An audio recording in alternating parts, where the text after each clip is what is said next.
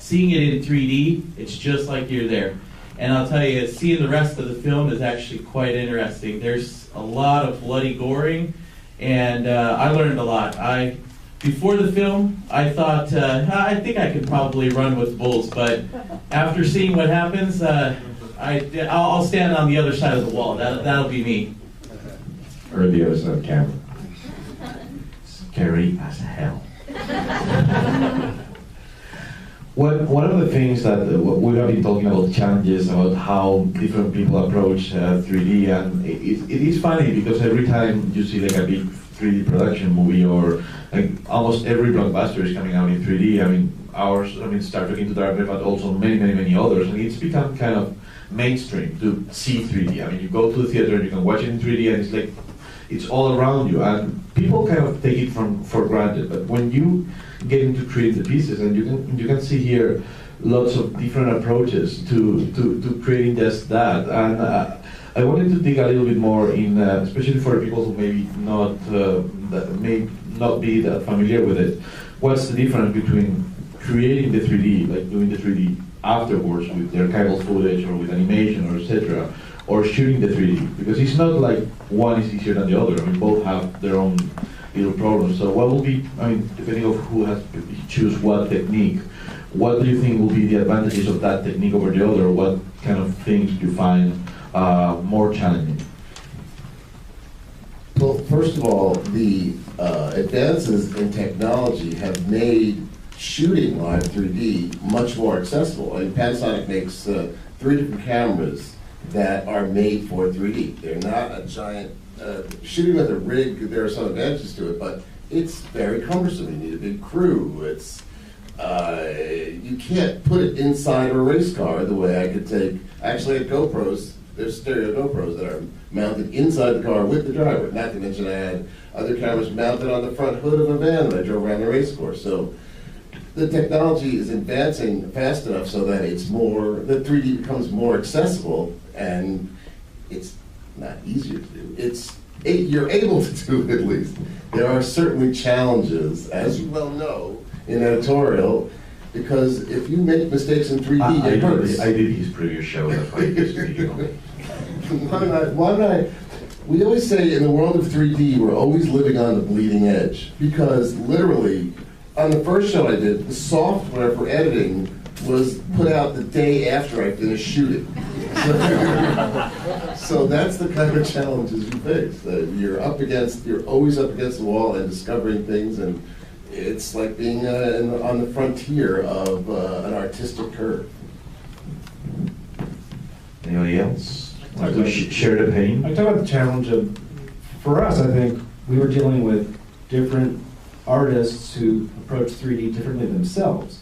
So that's kind of a challenge, because when you talk about things like, where your sort of plane is, and it would be different depending who the artist was. Some were very subtle, some, the guy would do the florals, he really kind of wanted to come out at you. Yeah, because you really have artists who are trying to push that boundary and kind of create a reaction, and other ones that are just trying to make it subtle so you can watch the beauty. Like yeah, and then the two, like the one who does the still photography with the flower, as you see, he uses 2 cameras and a beam splitter, much the way a filmmaker might, whereas Claudia, the artist with the ghosts and the story, she creates the 3D herself, pixel by pixel. Like actually, she only shoots with 1 camera and then creates all the other eye just, in Photoshop, which the tool does allow her to do that. One of the guys only works in anaglyph. We had to convert his work to, he never thought of it in polarized. He didn't have a left and a right eye. He actually tones in Photoshop in red and cyan. You'd have layers that would have both images on it. It was almost impossible to pull it apart. He thought he was going to be out of the show, but luckily we figured out a way to be able to do polarized with him. So I think that was a challenge for us. Then when we shot our live action, we said, let's be as kind of subtle as possible with it. Almost to be, our live action is almost the 2D in their 3D world in a way. We went really kind of conservative with it. For me, this was my first 3D thing, and I wasn't really handling the technical end of it, but I will say that from the very beginning, there was the element of composing the space as well as the pace and the composition and all that. So, we were aware of trying to really get the most out of that, and it was my first outing with 3D, but it was fun to really actually have that extra component to play with. And we discovered a lot of things along the way, and I think by the time we were finished, we were ready to start tweaking it again. We just kind of figured it out, but it was a huge learning curve, but it was really fun. Quick anecdote. What he said about, at the end of the movie, everything was great. It happens at every level when you're on a 3D project. That's one literally that's one phrase that I said on Star Trek when we were 7 months away from the deadline and we were dealing with challenges and redesigning pipelines and workflows. I was like, God damn it, at the end it's going to be great. We're going to have it all ready when we don't need it anymore. And as you're hearing, the 3D has a huge degree of experimentation and testing and playing with it, right? And pieces like your piece, or art, the artfulness of it, and pushing sometimes the boundaries of 3D and creating reactions. Is that something that you, the question is general, but especially for the art side, is that something that you looked for from the beginning, or is that something that you found in the path of creating it? Or it was like a happy accident and then exploited, or it was more intentional? I think it was just total freedom that we got. I think it starts with the creative freedom that we have this time to given, and we had, of course, funding, but we struggled with the time. We could go on and on, but we had to stop things and we had to deliver. But again, we were very fortunate that as we were working on the film, the school put up a small stereoscopic theater so we could bring the files in and test. At the same time, we have an Institute for Media Innovation. They have a round circular screen that has totally different laws for stereoscopic. So we just learned that every venue is a total challenge, and I have to thank New Media Festival and Susanna, because tonight I was really worried. Is it gonna work at all? I mean, what's gonna happen? Are we too close? We tested it. It was phenomenal. I mean, I just have to thank you, because that's I was so worried from Singapore on a plane out that is it the same here as it's over there? And yeah, so it was very nice. I'm very happy. That's great. What about some of the pieces? Well, the rest of the pieces were more of the real image. That's why I wanted to talk about the artistry of it. But do you guys have any anecdotes, like happy accidents that you found on the shooting that it just happened to be super cool, or you were actually looking? Because I think that's one thing that happens on every show. Like, you're trying to achieve something, and then you achieve something completely different. Like, hang on a second, that's cool. I might want to keep that. I don't know. Can you tell us a little bit about that? Do you have any of those anecdotes? I could throw something out there on Glimpse, the surfboard piece. That's actually a TV series. And just real quick, what she was saying about you really have to decide what your content's going to be used for before you start to do production, because how you see it on a TV, how you see it on a mobile device, and how you see it theatrically are completely different. And it can either be too intense for the theater screen or too flat for the TV.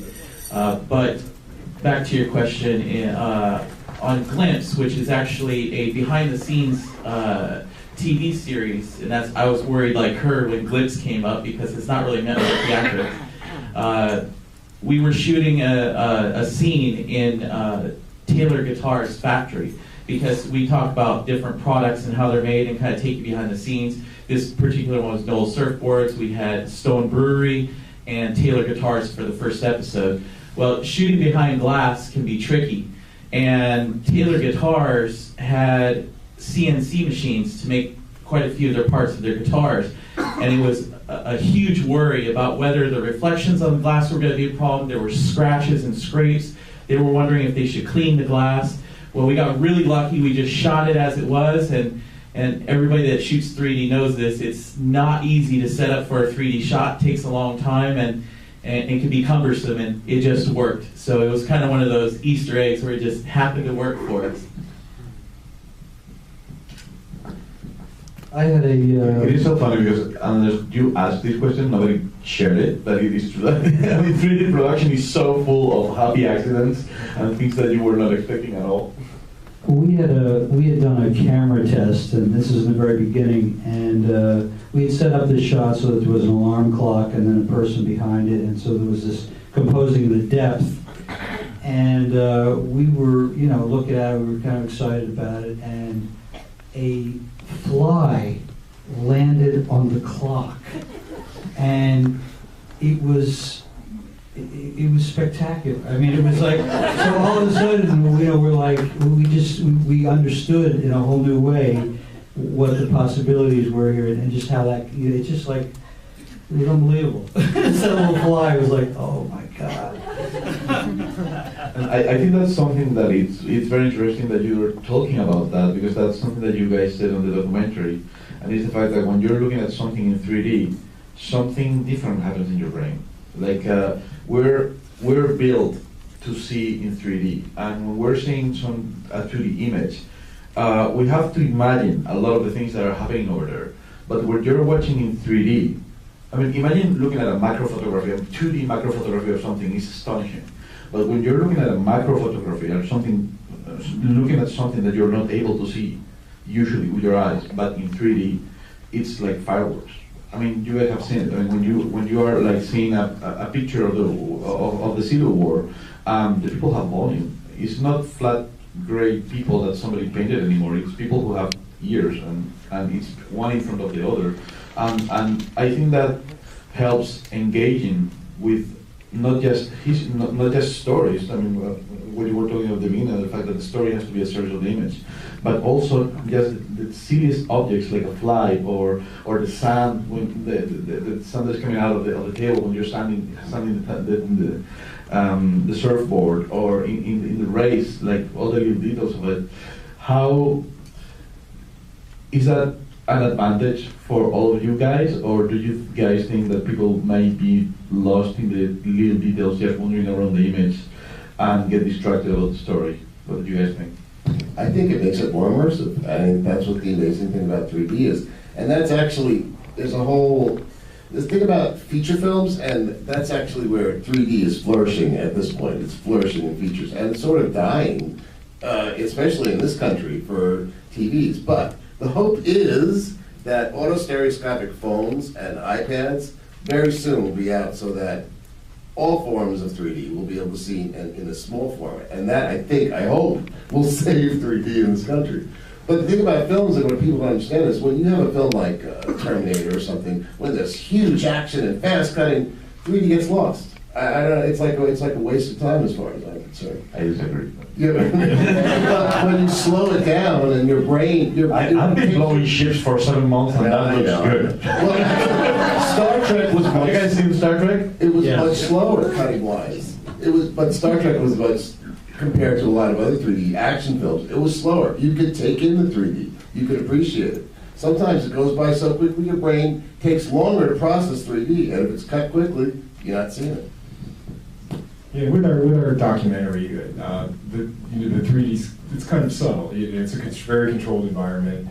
We can frame the shots, with some precision, and the best part of it, you don't even notice it's in 3D. You just feel like you're there, and it's not. The president of our company kind of a long time was from this philosophy of like the Avatar thing, you're like looking into a window, and he, for a long time felt that the poke you in the eye shots were very distracting.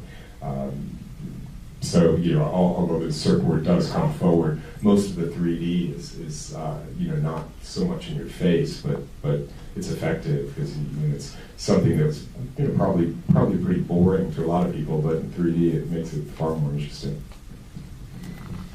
For me, I think 3D sort of just reminds me that I should really go out into the real world and look around a little more and really absorb it. Because when you see it here, it's sort of a reminder, wow, that flower really does look like that. If I really took some time and looked at it, I'm living in the 3D world, so I should, maybe take advantage of that with my own.